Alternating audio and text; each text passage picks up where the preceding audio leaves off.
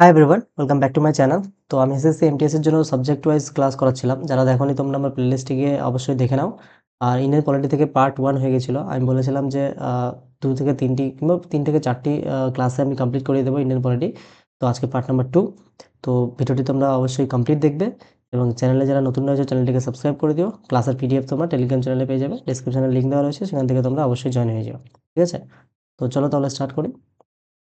আজকের first question রয়েছে, which of the following is known as the ডক্ট্রাইন of eclipse in the context of article 13 of the Indian constitution.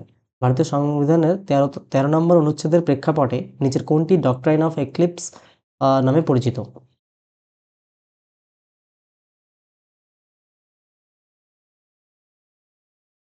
Option number B হবে right answer. মৌলিক অধিকারের সাথে অসামঞ্জস্যপূর্ণ সংবিধান পূর্ব আইনগুলো সুপ্ত হয়ে যায় কিন্তু একেবারে বিলুপ্ত হয় না।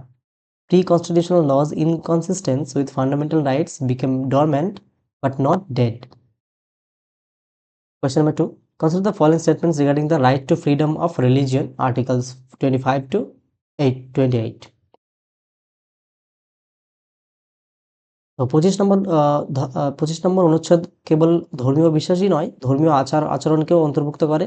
25 নম্বর অনুচ্ছেদের অধীনে থাকা অধিকারগুলো নাগরিক এবং অনাগরিক উভয়ের জন্যই উপলব্ধ।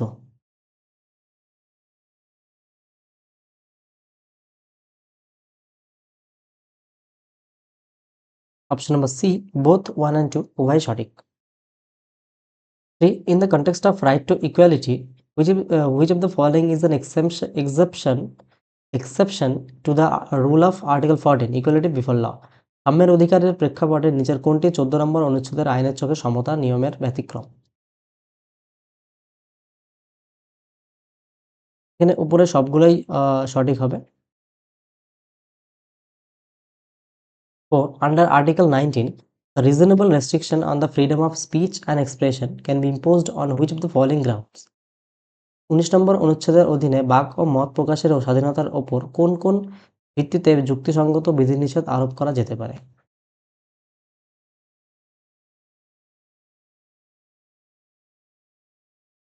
Option number B 1, 2 and 3.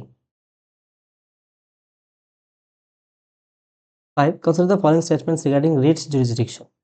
Writ jurisdiction সম্পর্কে নিচের বিবৃতিগুলি বিবেচনা করো। সুপ্রিম কোর্ট কেবল মৌলিক অধিকার প্রয়োগের জন্য রিট জারি করতে পারে।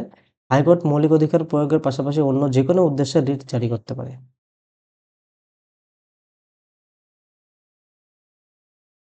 Option number C, both 1 and 2. 6. Which article of the Indian Constitution is described as the heart and soul of the Constitution by Dr. B.R. Ambedkar? ভারতের সংবিধানের কোন অনুচ্ছেদকে ডক্টর বি আর আম্বেদকর সংবিধানের হৃদয় ও আত্মা বলে বর্ণনা করেছেন?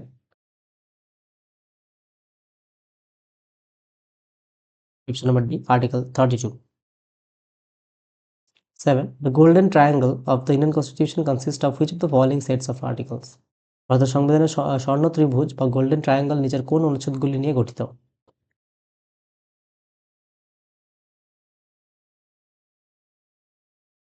অপশন নাম্বার বি, আর্টিকেল 14, 19 এবং 21। 8. 33 নম্বর অনুচ্ছেদের অধীনে সশস্ত্র বাহিনীর সদস্যদের জন্য নিচের কোন মৌলিক অধিকারগুলো উপলব্ধ নয়?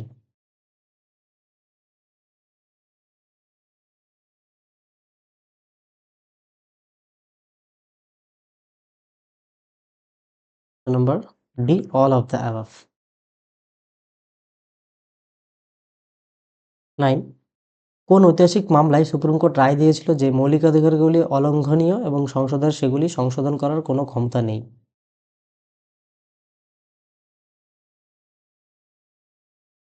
Option number A, Golaknath versus state of Punjab. 10. M Nagaraj মামলায় সুপ্রিম কোর্ট কোন মৌলিক অধিকারকে সংবিধানের জীবনশ্বাস বা লাইফ ব্রেথ হিসেবে বর্ণনা করেছিল? Option number B, right to constitutional remedies. 11. 1935 সালে ভারত শাসন আইনে বর্ণিত ইনস্ট্রুমেন্ট অফ ইনস্ট্রাকশনস 1950 সালে ভারতের সংবিধানে কি হিসেবে অন্তর্ভুক্ত করা হয়েছে?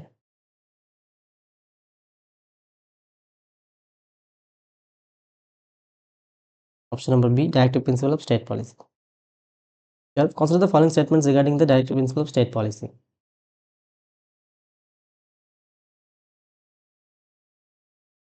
Option number C, both 1 and 2.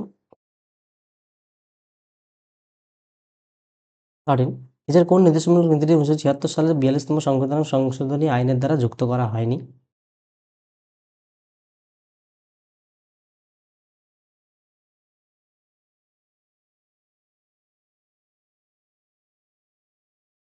Number D, to minimize inequalities in income, status, facilities and opportunities, Article 38. 14. The separation of judiciary from executive is mentioned in which article of the Directive Principle of State Policy?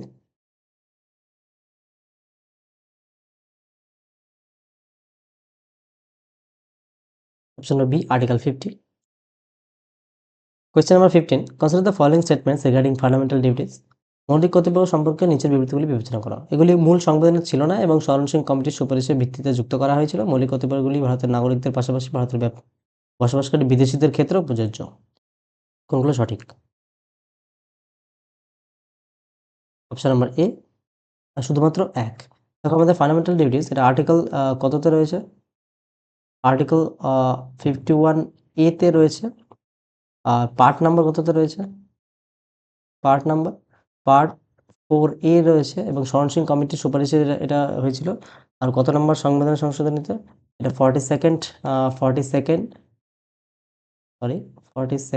Constitution amendment act দ্বারা 1976 এ add করা হয়েছিল। আর আগে ছিল হচ্ছে 10টি, এখন বর্তমানে 11টি fundamental duties রয়েছে। আর এই যে একটি বেড়েছে এটা হচ্ছে 86 মানে 86তম সংবিধান সংশোধনী দ্বারা 2002 সালে অ্যাড করা হয়। ঠিক আছে, এটা মনে রাখবেন।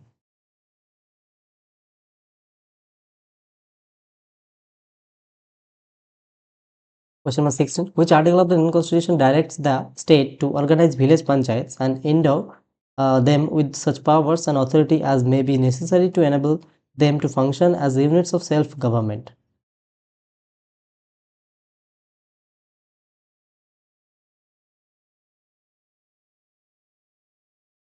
Number B, Article 40. 17. 2002 সালে 86তম সংবিধান সংশোধনী আইনের অধীনে চতুর্থ পার্ট 4A অংশে কোন নতুন মৌলিক কর্তব্যটি যুক্ত করা হয়েছে? আমি একটু আগে যেটা বললাম, একটি অ্যাড করা হয়েছিল 86তম সংবিধান সংশোধনী দ্বারা 2002 সালে। সেই আর্টিকেলটা কি?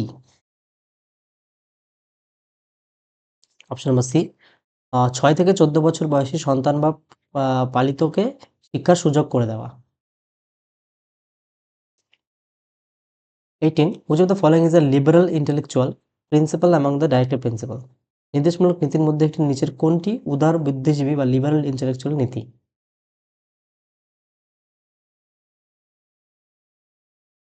অপশন নাম্বার সি, সমগ্র ভারতের সকল নাগরিকদের জন্য একটি অভিন্ন দেওয়ানি বিধি বা ইউনিফর্ম সিভিল কোড নিশ্চিত করা।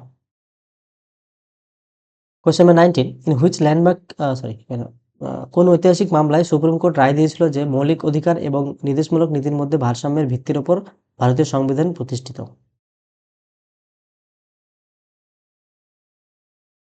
নম্বর বি, মিনার্ভা মিলকেস। 20. কোন মৌলিক কর্তব্য নাগরিকদের ভারতের সার্বভৌমত্ব, একতা ও অখণ্ডতা বজায় রাখা এবং রক্ষা করা এর কর্তব্য কথা বলা হয়েছে? Uphold the protect and sovereignty, unity and integrity of India. Option number C, third duty. ঠিক আছে। 21. নিচের কোন কমিটির সুপারিশে ভারতীয় সংবিধানে মৌলিক কর্তব্যগুলি অন্তর্ভুক্ত করা হয়েছিল? অপশন নাম্বার বি, শরণ সিং কমিটি। 22. মৌলিক কর্তব্য সম্পর্কে নিচের বিবৃতিগুলি বিবেচনা করো।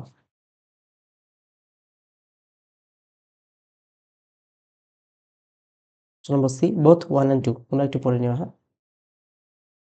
23. ভারতীয় সংবিধানের 51A অনুচ্ছেদের অধীনে নিচের কোনটি মৌলিক কর্তব্য নয়? Option number C, to vote in public election, নির্বাচনে ভোট দেওয়া। এটা ফান্ডামেন্টাল ডিউটিস নয়। 24. মৌলিক কর্তব্যের প্রেক্ষাপটে বর্মা কমিটি 1999 গুরুত্বপূর্ণ কারণ?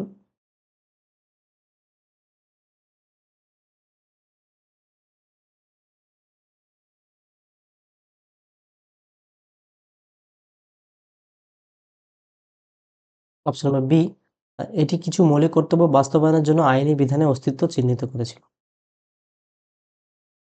25 11তম মৌলিক কর্তব্য সম্পর্কে নিচের বিবৃতিগুলি বিবেচনা করো। এটি 2002 সালে 86তম সংবিধান সংশোধনী আইনের মাধ্যমে যুক্ত করা হয়েছিল। এই 6 থেকে 14 বছর বয়সী শিশুদের শিক্ষার সুযোগ করে দেওয়া পিতামাতা ও অভিভাবকের কর্তব্য হিসেবে নির্ধারণ করে। Option number C both 1 and 2। 26 নিচের কোন মৌলিক কর্তব্যটি নাগরিকদের ব্যক্তিগত ও সমষ্টিগত কার্যকলাপ সকল ক্ষেত্রে উৎসর্গের দিকে এগিয়ে যাওয়ার নির্দেশ দেয়? Strive towards excellence in all spheres of individual and collective activities। Option number C হবে right article 51 A subclause J. 27 ভারতের সংবিধানের অধীনে মৌলিক কর্তব্যগুলি কাদের জন্য সীমাবদ্ধ? Option number B citizens only. কোন মৌলিক কর্তব্য নাগরিকদের যেসব মহান আদর্শ আমাদের জাতীয় মুক্তি সংগ্রামকে অনুপ্রাণিত করেছিল সেগুলি হৃদয়ে পোষণ করতে, অনুসরণ করতে ও উদ্বুদ্ধ করে? Cherish and follow the Nobel ideals that inspire the national struggles for freedom. এটা হবে option number B article 51 A subclause B. 29 প্রাকৃতিক পরিবেশ রক্ষা ও উন্নত করা মৌলিক কর্তব্যটি কার্যকর করতে নিচের কোন আইনগুলি আইনি সাহায্য করে? অপশন নাম্বার ডি হবে right answer all of the above. Wild life protection act 1972, forest conservation act 1980, environment protection act 1986। 3টি অ্যাক্ট কত সালে হয়েছিল? এগুলো সব ভেরি, ভেরি ইম্পর্টেন্ট। তোমরা একটু মনে রাখবে। Wild life protection act 1972, environment protection act 1986 এগুলো অনেকবার এক্সামে দিয়েছে। 30 The concept of fundamental duties in Indian constitution was inspired by the constitution of which country? এর আগের ক্লাস এগুলো হয়ে গেছে। মানে চার্ট দিয়েছিলাম তোমাদের, সেগুলোতে সব কমপ্লিট হয়ে গেছিল। কোথা থেকে কি নেওয়া হয়েছে? অপশন নাম্বার সি হবে right answer USSR, Soviet union. 31 ভারতের রাষ্ট্রপতি নির্বাচনের জন্য গঠিত নির্বাচক মণ্ডলী ইলেকট্রাল কলেজ সদস্য নিচের কে নন?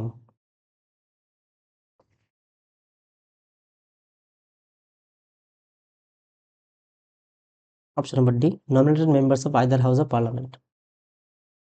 32 রাষ্ট্রপতি ইমপিচমেন্ট বা পদচ্যুতি সম্পর্কে নিচের বিবৃতিগুলি বিবেচনা করো।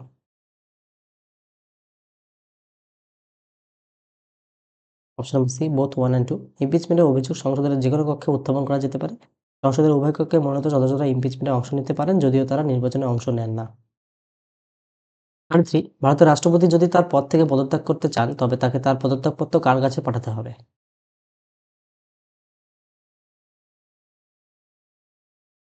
অপশন নাম্বার সি ভারতের উপরাষ্ট্রপতি। সংসদে পাস হওয়ার পর যখন কোনো বিল রাষ্ট্রপতির কাছে পাঠানো হয় তখন তিনি সাসপেনসিভ ভিটো প্রয়োগ করতে পারেন। এর অর্থ কি? সাসপেনসিভ ভিটো মানে কি? অপশন নাম্বার বি তিনি বিলটি পুনর্নির্বাচনের জন্য সংসদের কাছে ফেরত পাঠাতে পারেন। 35 রাষ্ট্রপতির অধ্যাদেশ জারির ক্ষমতা অনুচ্ছেদ 123 সম্পর্কে নিচের বিবৃতিগুলি বিবেচনা করো। সংসদের উভয় কক্ষের অধিবেশন বন্ধ থাকলেও কেবল একটি অধ্যাদেশ জারি করা যেতে পারে। রাষ্ট্রপতির জারি করা একটি অধ্যাদেশের ক্ষমতা ও প্রভাব সংসদের আইনের মতোই।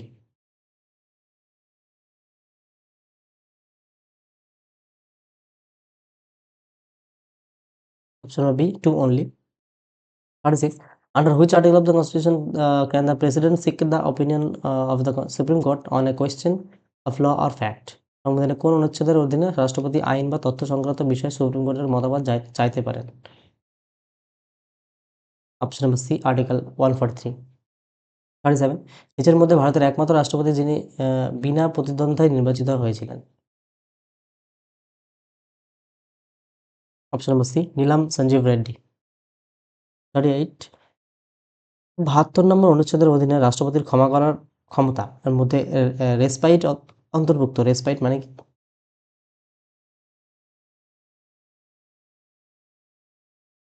অপশন নাম্বার বি কোনো বিশেষ তথ্যের কারণে মূল দণ্ডের পরিবর্তে কম দণ্ড প্রদান করা।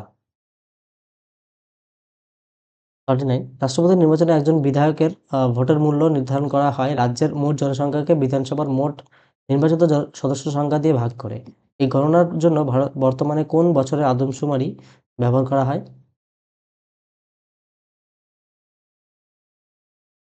Option number C 1971 census. 40 which of the following veto powers is not available to the president of India? নিচের কোন ভিটো ক্ষমতাটি ভারতের রাষ্ট্রপতির কাছে নেই? Option number D qualified veto. 41 ভারতের উপরাষ্ট্রপতি নির্বাচনের নির্বাচক মণ্ডলী ইলেকটোরাল কলেজ রাষ্ট্রপতির থেকে আলাদা। উপরাষ্ট্রপতির নির্বাচনের ক্ষেত্রে নিচের কোনটি সঠিক? উপরাষ্ট্রপতি নির্বাচনের ক্ষেত্রে নিচের কোনটি সঠিক?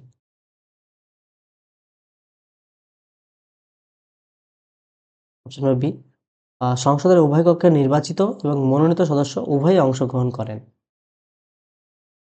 42 উপরাষ্ট্রপতিকে অপসারণের জন্য রাষ্ট্রপতির মতো একটি আনুষ্ঠানিক ইমপিচমেন্ট প্রয়োজন। অবস আচ্ছা, উপরাষ্ট্রপতি অপসারণ সম্পর্কে বিবৃতিগুলো বিবেচনা করতে বলছে। অপসারণের প্রস্তাব কেবল রাজ্যসভায় উপস্থাপন করা যেতে পারে এবং এটি একটি কার্যকর সংখ্যাগরিষ্ঠতা ইফেক্টিভ মেজরিটি দ্বারা পাস হতে হবে। কোনটি সঠিক? এটা অপশন নাম্বার বি হবে রাইট অ্যান্সার, 2 অনলি। এটা সঠিক, এটা ভুল। তো উপরাষ্ট্রপতি ই মানে অপসারণের জন্য ইমপিচমেন্ট প্রসেস নেই। কোয়েশ্চেন নাম্বার 43 যখন উপরাষ্ট্রপতি বা রাষ্ট্রপতির উপরাষ্ট্রপতি রাষ্ট্রপতির দায়িত্ব পালন করেন বা রাষ্ট্রপতি হিসেবে কাজ করেন তখন রাজ্যপালের চেয়ারম্যানের দায়িত্ব কে পালন করেন?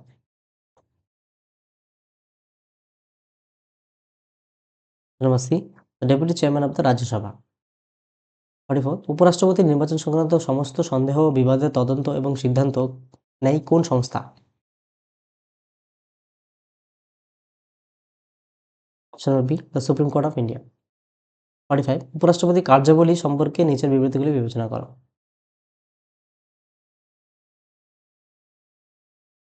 Option number A on only উপরাষ্ট্রপতি হলেন রাজ্যসভার পদাধিকার এক্স অফিসিও চেয়ারম্যান। 46 উপরাষ্ট্রপতি হিসেবে নির্বাচিত হওয়ার যোগ্য হতে হলে একজন ব্যক্তিকে কোন কক্ষের সদস্য হিসেবে নির্বাচিত হওয়ার যোগ্যতা সম্পন্ন হতে হবে? Option number B Rajya Sabha. 47 নিচের মধ্যে ভারতের একমাত্র উপরাষ্ট্রপতি কে যিনি পদে থাকাকালীন মারা গিয়েছিলেন? অপশন নম্বর সি কৃষ্ণান পান্থ। 48 পদত্যাগ, অপসারণ ও মৃত্যুর কারণে রাষ্ট্রপতির পদ খালি হলে উপরাষ্ট্রপতি সর্বোচ্চ কত সময়ের জন্য রাষ্ট্রপতি হিসেবে কাজ করতে পারেন? অপশন নম্বর বি 6 মাস। 49 উপরাষ্ট্রপতিকে পদের শপথ বাক্য পাঠ করান কে? Option number B the President of India.